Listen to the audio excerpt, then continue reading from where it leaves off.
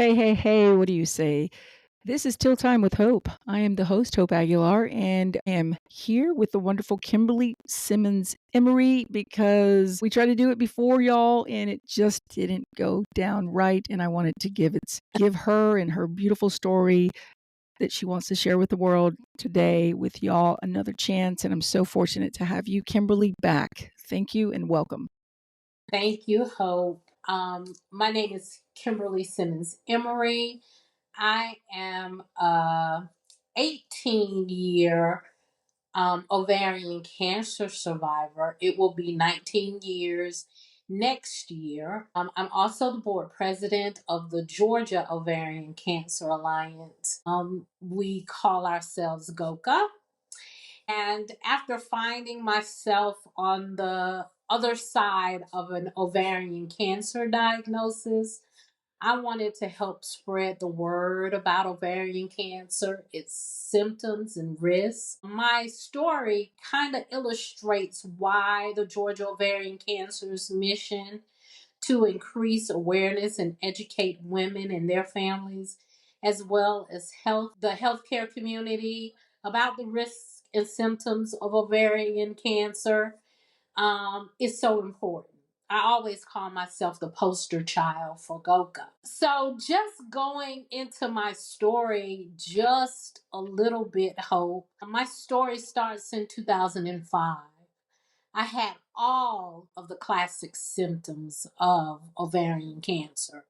I had the abdominal discomfort, bloating, feeling full after a meal, nausea, diarrhea, constipation. I fluctuated between the two, diarrhea or constipation, the frequent urination, and unusual fatigue. And I also had a few symptoms like indigestion and back pain, are not really symptoms of ovarian cancer, but they are there.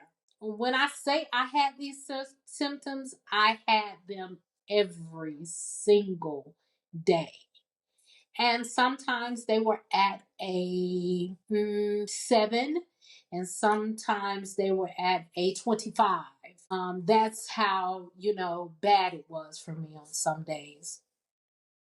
Right, and I wanted to ask, how did you know these were symptoms? Like, how did you just know about ovarian cancer way back when, or how did that come about that you actually knew that these were something serious, that these are things that you should have paid attention, that you should be paying attention to? So in 2005, I did not know that these were the symptoms of ovarian cancer. And it wasn't until the Georgia Ovarian Cancer Alliance came to my job and did a lunch and learn. And they left symptom and risk cards. By then, I had been going back and forth to my doctor. I had every 3 months with something going on, urination, UTI. And I felt like my doctor was treating the symptoms and was not trying to get to the root cause of what they were. And so when Goka did the lunch and learn at my job, it was almost like a aha moment for the both of us, my doctor and myself. And it was that risk and symptom card that helped me get diagnosed that had the symptoms and the risk. I had never heard of ovarian cancer. My mother died of breast cancer. So breast cancer was always on my radar. But ovarian cancer, no. And it wasn't until I was diagnosed, got into the community, learned about ovarian cancer, the BRCA mutation, all of those things. When I, associated those things with me, but I had already been diagnosed. I had already gone through chemo and I had already been declared NED. So that's why I do the advocacy work that I do, empowering women, because I do not want a single woman that I come in contact with. They don't know the symptoms and signs of ovarian cancer like I did. Absolutely, I think that's the goal of everyone that's unfortunately had to sit in that doctor's office and be told something so devastating as that, which is, you know, What? Ovarian cancer? I didn't know, like you, Kim. I didn't know what it was. I didn't even have any knowledge of it. I'd never had a lunch and learn at the hospital I worked at or anywhere. So it's nice that even back then they had it, that they had those lunch and learns. And I love that there are a lot of places. And we'll talk more about GOK. Is it GOK? How do you say it? The GOCA, the Georgia Ovarian Cancer Alliance. Okay, so it's great that they have that there, you know, and if I can delete that part in this, y'all, I will do it. But if I can, I'm gonna keep it in just for y'all's laughter sake.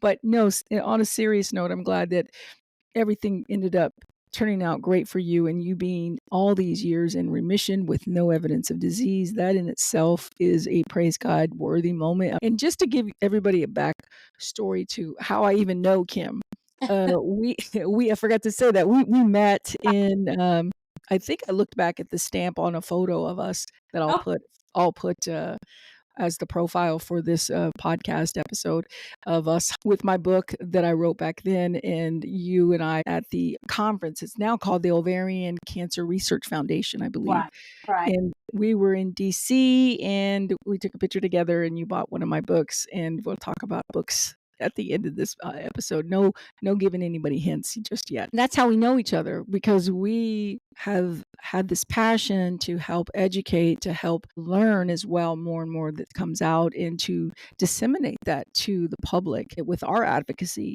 And so we've met in person. We've had the honor of, being in each other's presence, and that's one of the reasons why also I've kept up with you on Facebook and seeing all the great things you do, and that's why I wanted you to be a guest on this podcast so you could keep sharing your story and what you're doing in Georgia. And one thing, Kim, though, I do remember you telling me something about you were dismissed at one point, but I don't know who, about saying, somebody might have, if I'm correct, saying something maybe that it was all in your head. Was there something like Right. that happened? So during my trying to find out what was wrong with me, my primary care physician, she was sending me to doctors, different doctors, and she sent me to two GI doctors, one of which who told me that he would recommend a psychiatrist because he thought it was all in my head. And after giving him a lesson in bedside manner and a piece of my mind, you know, that's how we are as women sometimes. That's how we are put off, that it's all in our head. This is going back reminiscent of the 50s when, women were told things that were going on with them were just them being dramatic, or however they wanted to put it. But I knew I was not crazy, and I knew I did not need a psychiatrist because things were happening to me. But here's the thing too, Hope. I continued to get sicker because no one, and when I say no one, I include myself, associated those symptoms that I was having to ovarian cancer, because as you and I both know, there is no test for ovarian cancer. The PAP test does not detect ovarian cancer. Cervical cancer, it does, but not ovarian cancer. So, when we ovarian cancer survivors are trying to find out what's wrong with us, we are very limited to diagnostic tools. So it is in our best interest to know the signs and the symptoms of this disease, and that's why I do it. Just talking about ovarian cancer with you, several things come to mind. My goal: to put a face, well, not really a face, but a voice to this insidious disease, to share the symptoms of ovarian cancer so that women will know them, so that they can be diagnosed when it is earliest and treatable, like my ovarian cancer. Probably another 3 to 6 months, and I would have had another stage. I was diagnosed as stage two, but 2C, and I had a germ cell, which for me at at the age of 39 at the time, it was kind of I was not on the spectrum for a germ cell. I was too old. But you know, had I not got in to see a gynecologic oncologist, of course, that's who we tell women to go to. That is one of the doctors that they need to seek out, a gynecologist, Yes. so that they can get a better diagnosis, so they could have better results, and it's caught at its earliest and most treatable stage. And I just want to share the information about ovarian cancer and help raise awareness. And, those are my three main goals: to put a voice to it, to share the symptoms, and to share the information so that we can get this diagnosed at its most treatable and earliest stages. Yeah, and that's what you're doing, and I would actually follow that up with, Kim, that when you said a face, I think a face also is applicable here, and I only say that because there is no discrimination, right? Cancer doesn't discriminate. We know that. Race. Right, We know that with religion. We know that with nationality. right. Others are Caucasian. Others could be Jews. Others could be Native American. So I think when we bring in all of that in to let others know, like, hey, she looks like me, it applies to all of us. 100%. But as we navigate this medical community, you and I both know, me being a Black woman and you being a Hispanic woman, we know that we're not treated the same as a Caucasian woman. So we have to also put that face out there that, you know, women get ovarian cancer, and we should be treated as such, as women, Yes. not, Yes. so doctors, please leave your biases at the door. I think that was one of the things that I had with this GI doctor, him telling me that my pain wasn't real, and that I needed to seek out psychiatric help for it. And I knew it was real. So I had to go, like, I had to do what I tell women to do at health fairs and conferences and stuff, to be a consumer now. And so I had to stop him in his tracks and find me another doctor that would listen to me as a woman. Rightly so, Kim, and Right. that is important to say that you stood your ground and you Right. spoke your mind, and women Right. sometimes kind of don't do that, right? We can be submissive sometimes because you're the doctor, but no, absolutely not. You have to stand your ground. No, no, no. I tell women who I come in contact with, I always tell them, I always try to give them their voice back, especially this, where it's a life and death matter. You have to ask questions. You have to write down questions. If you can't hear it, take someone with you so that they can be your ears and tell you what is being said or interpret it for you.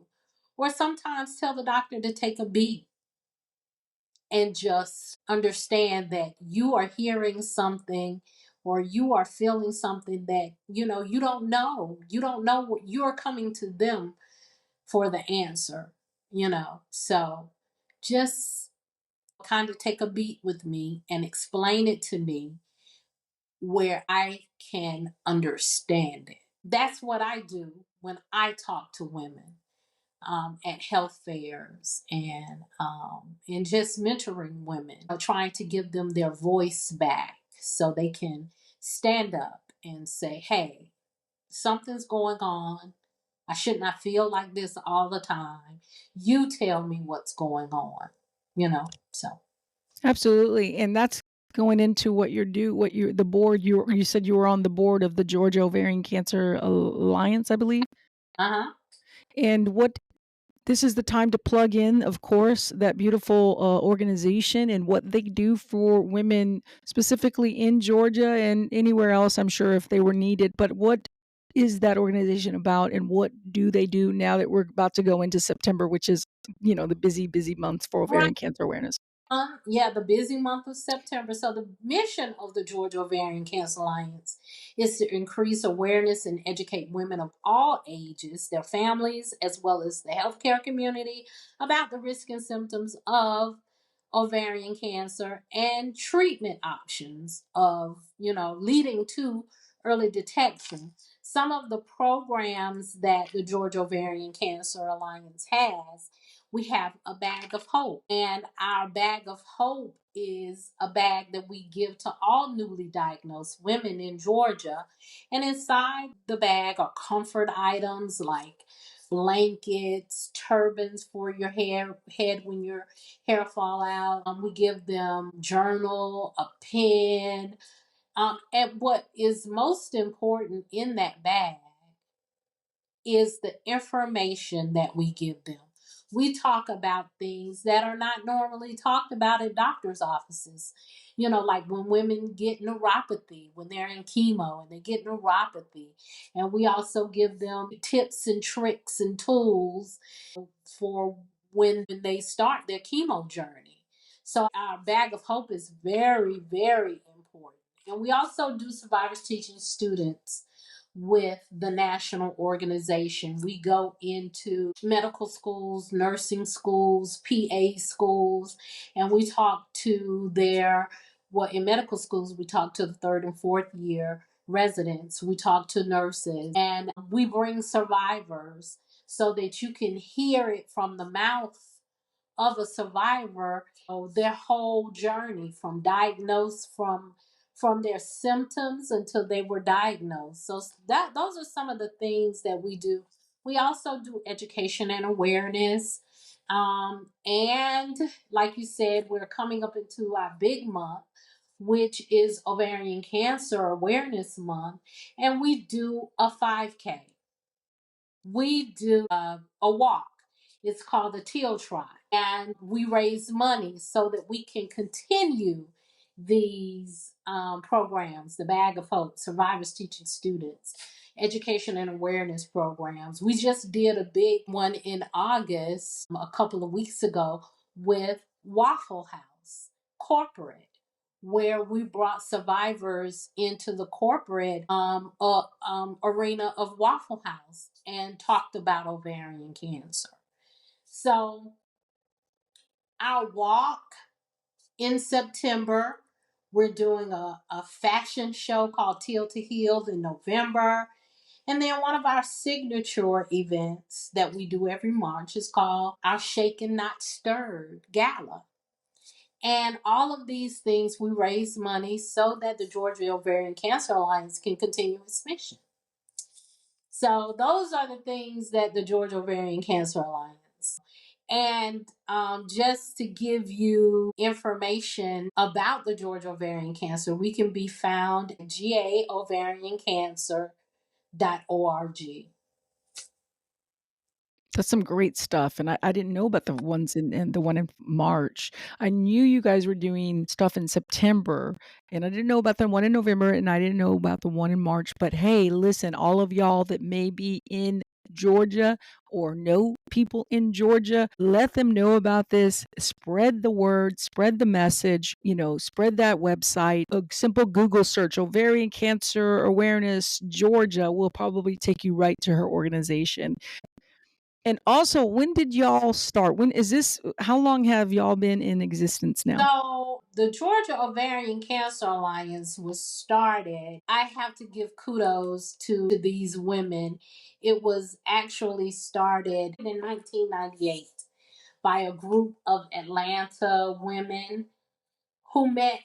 These women met in a support group, but they know they wanted to extend their voices, and so in 1998 they came together and started the Georgia Ovarian Cancer Alliance.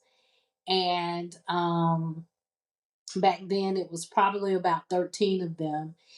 And currently there is only one surviving member of the Georgia Ovarian Cancer Alliance from 1998, and it's starting. And she is the lone survivor. And I always tell her when we get together, we try to get together at least once a year, where I tell her that I was so happy that her and her friends got together, and I was on their mind. A woman like me was on their mind, Wow. when Mm. they started this, because from a support group came the Georgia Ovarian Cancer Alliance. Well, 2 things there. One, I'm so glad, as well that, all those people that they have helped since 1998 are, so blessed to have had them say, "Hey, it's not just about us. We wanna help women in the future, not just now, but those in the future. Let's do something more than just talk about it. Let's do something," number 1. Number 2, it's very unfortunate that there's only 1 remaining. And now may I ask, is she remaining because the others due to ovarian cancer have passed away or for other factors? Everyone, all of the women due to ovarian cancer passed away. And she has had a reoccurrence. And so she's, maneuvering this also. But yes, ovarian cancer has been the reason why a lot of them have passed away. And that's why we keep doing it, because the Yes, unfortunate reality is, just like my previous guest, the nurse from UT Southwest said, women are still going in yes. diagnosed with late stage. We wanna change that, and we wanna change that by our voice. We wanna change that by the advocacy. We wanna change it by having these organizations such as yours in Atlanta, in Georgia, and by women like you who are not just saying, "You know what? I'm good. I got it. I'm in Ned. I'm fine, and I'm just gonna move on with my life," and you just pretend like maybe it never happened. Because and I don't blame some women, by the way, don't get me wrong. If there are women out there who feel that way because it's too emotional to talk about or it's just something they don't wanna even entertain anymore once they're Ned, I get that.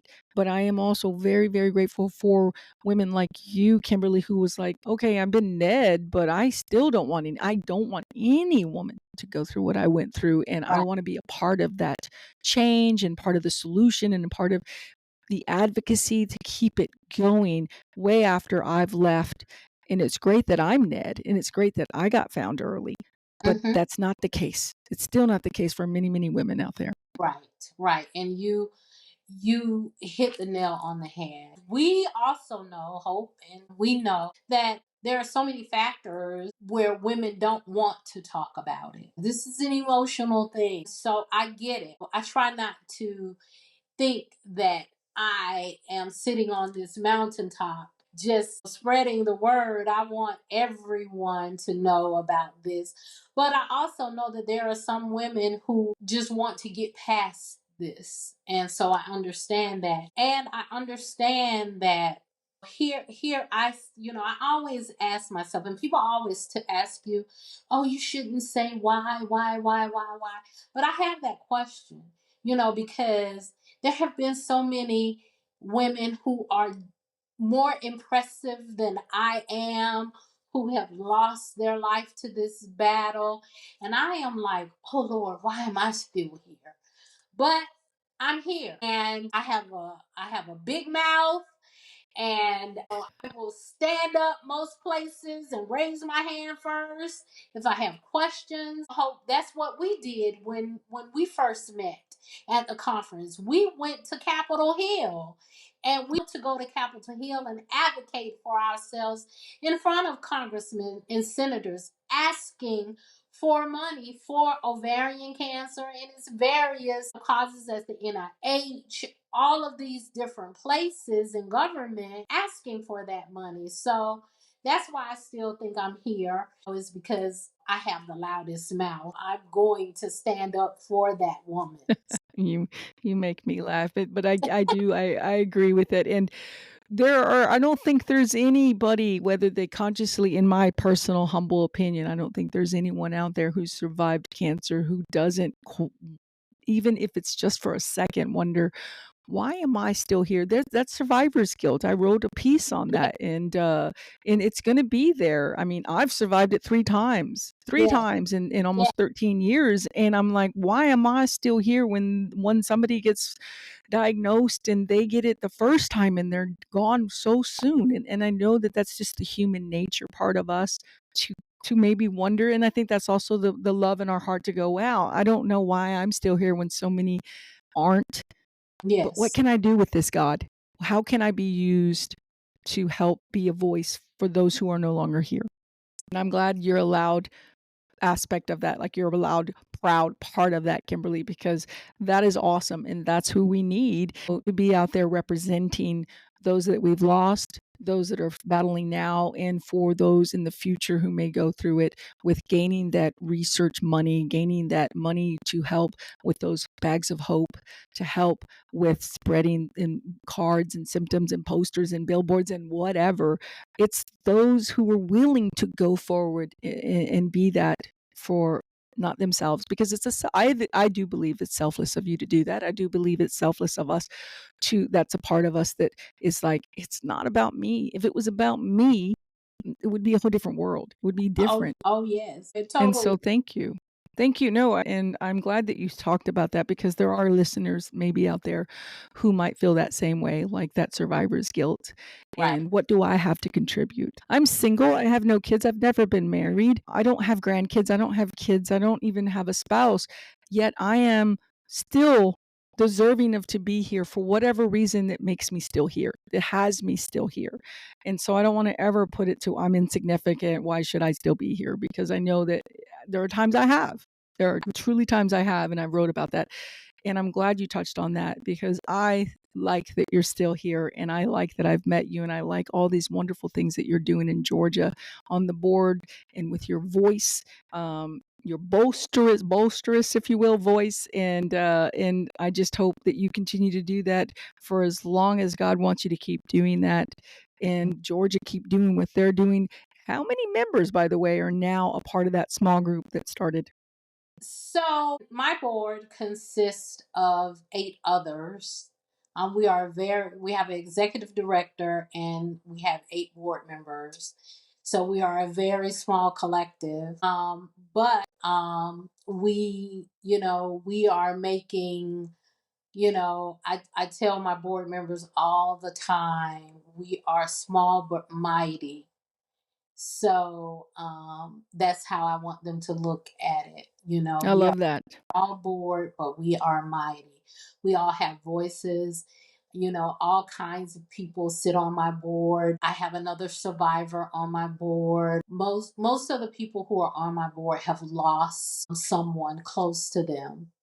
And most of the men on is not necessarily a spouse, because our executive director, he lost his mother-in-law. My vice president, he lost his mother at a very young age. He and his sisters lost their mom at a very young age. We have all been touched by ovarian cancer. So um, my board is one of the most significant boards for me, because they all have been touched by ovarian cancer. Wow. Small and mighty. I love that. And the fact that you also brought something up that I didn't want to forget is, yes, people look at ovarian cancer and think of women, but we Yeah. must never forget that there are amazing men, that whether they were spouses, whether they're sons, whether they're fathers, Right. whatevs, that are there as well, doing what they can to lift people up with their Teal power. And it's so amazing that there are male members on that board, because everyone is touched by this one way or another. You are so correct. And that's what one of our Facebook posts, someone said, why is a man the head of an ovarian cancer organization? And so I had to step back and take a beat, because Yeah. usually when a family gets ovarian cancer and the woman dies, who is left to tell her story but her husband, her son, her brother, men?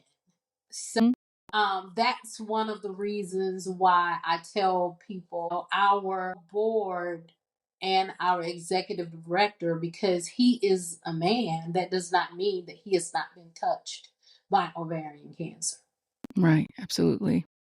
I'm glad that was spoke about because I think in our attempt to do an interview last time, we missed that part, and so this is why we needed to do an awesome second one, Kimberly, so thank you for that. And I'm not gonna take too much more time. I do appreciate everything that you've shared about your organization, about what your story is, and I do want, before we get into the special bonus part, if you will, I Okay. wanted to what would be, I guess, ultimately, if you had pearls of wisdom to pass on to the world, what would you pass on for anyone that just is walking into ovarian cancer as if they knew nothing about it?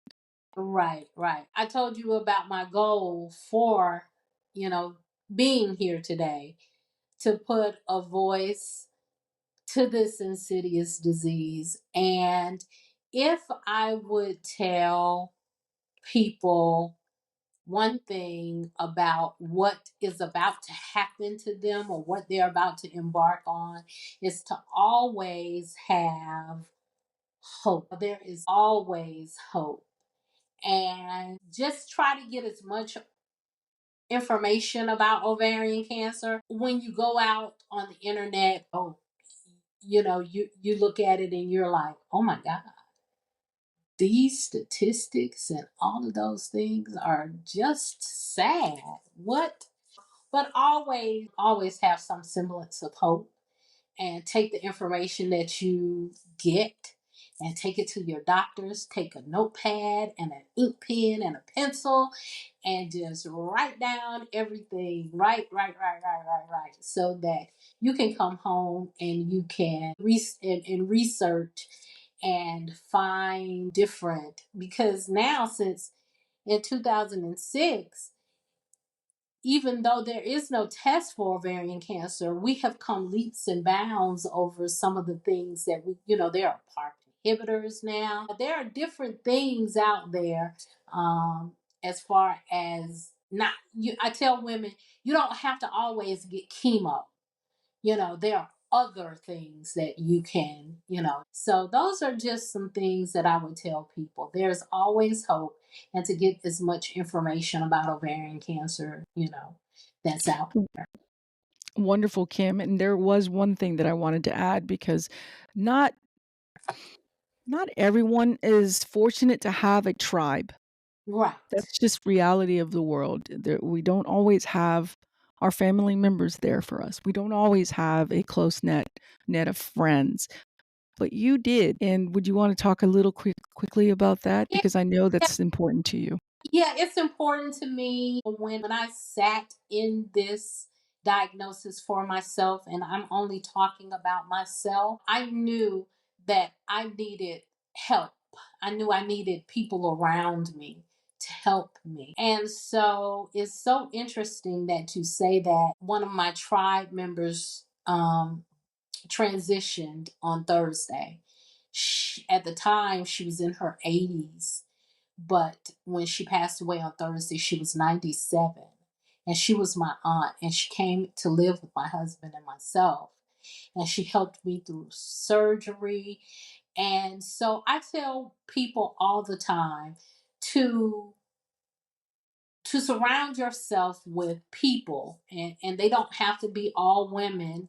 Fortunately, a lot of mine were women, except for my husband. But my mother-in-law, who is 94, my aunt, who just passed away at 97, and just a lot of girlfriends and people who I put around me. I had a girlfriend to come to my appointments. She was my scribe.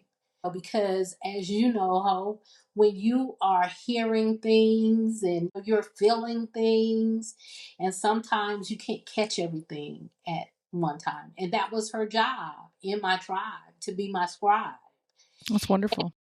So I know a lot of women are not going to have that, but I would just, one of my pearls of wisdom is to try to be as informed as they can when they go into this, because whose life are you saving? You're trying to save your own life. Right. I'm sorry for your loss, and I'm glad that she got to live a long life and she was there for you, and it sounds like people on your side of the family, like, get to live long lives, and I really hope that for you as well, and it sounds like that may be the way it's gonna go for you, and that's definitely what I'm putting out there for you, Kim. Thank you very much for that, Hope. And I mean it. yeah, thank you very much. Of course, and I'm glad also you do have a wonderful husband that you just, had an anniversary. No, we're about to have an Oh, anniversary. So our anniversary is September the 21st, the 21st of September. And so, yes, we will be doing this thing for like 27, 28 years. just We 27, 28 years, girl? had a little more because we dated before we got married. So in total is 30 plus years we have been together. And so he has been with this ovarian cancer and all of these things. There are so many aspects of my story that he is a part of. And in as we talk about my next thing, if I can. Right, which is, by the way, this is a good segue, y'all, because she's get graced us with her time, and we got all the important points to us talked about, and now let's go into the bonus of some of the wonderful other things that are going on with Miss Kimberly Simmons Emory's life. And Right. without further ado, I am la la la la la da, da, da, da, a new author. The name of my book and those that were put back together prove that I am a living example of, and for those of you who believe and who read the Bible, Second Corinthians 4, 8 through 9. We are hard pressed on every side, but not crushed, perplexed, but not in despair, or persecuted, but not abandoned, struck down, but not destroyed. And so that's what Pieces of Me Perfectly Imperfect is to me. It is so much about Kim. I open myself up in ways that a lot of people are going to find interesting because most people think, oh, it's going to be about our ovarian cancer journey. But not quite. It's called Pieces of Me for a reason because you'll get to see pieces of me and you will see that, I am perfectly imperfect. So, exciting, exciting. I'm so excited for you. Can't wait to get my copy. And I'm going to make sure, of course, to put the link for the audience to get a copy. Please go to that link, learn more of her bio, learn more about what the book is about. And she is pre selling them right now to the end of August. Is that correct? to the end of August, I am pre All selling right. an autographed copy if you so choose. Mm. And thank you very much, Hope. Of course, I got to plug in my girl. I mean, we're Till sisters, and there are parts of us that kind of revolve around the ovarian cancer journey and advocacy, but we are not defined by that part only because there are so many other things about us who make us who we are. And I'm excited to read more of your story. And I think I lost connection with her. I think our time limit was done. Um, I don't know if she's going to click on, but for all y'all that are still with me, I think she did get everything out of the way that she needed to, and it isn't going to mess up this interview whatsoever. That was the wonderful Kimberly Simmons Emory. Her book, Pieces of Me, is now out. She's doing amazing things in Georgia, y'all, as you heard. If there's anyone if there's anyone in Georgia, if there's anyone who knows anyone in Georgia, please let them know about the organization out there and all the great things that are going on with the in the world of ovarian cancer awareness. In September next month, soon to be next month actually, they're doing a 5K run. They're doing all kinds of stuff in September, and you can just do a quick Google search for more information on that. But I also will probably put a link to the organization. And so, even though we lost connection with the wonderful Kimberly, I am not going to stop rolling, if you will. And I will just want to properly end this episode with letting you know I appreciate those who have come and listened to this podcast about all things Teal, which is all things ovarian cancer, from the doctors to the nurses to the survivors to the organizational leaders to people who have lost somebody, unfortunately, to the cancer, in their story and why they're doing all the wonderful things that they're doing in this world with advocacy. That's the hope for Teal Time with Hope.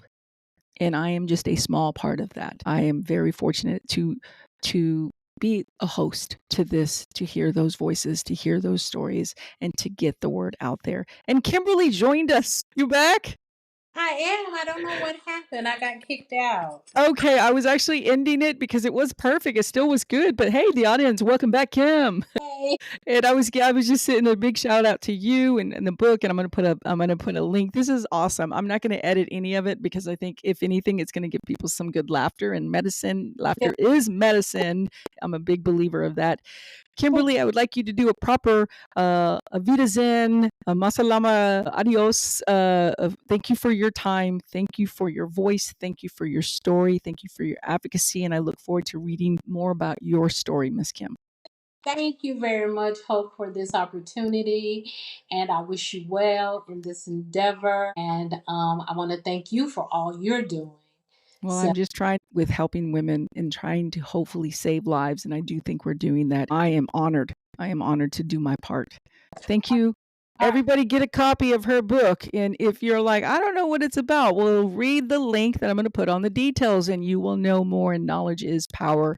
God bless y'all. This has been Till Time with Hope. I am Hope. This is Kim. Kim. yeah. And we wish you a blessed day. Have a great one. Bye for now.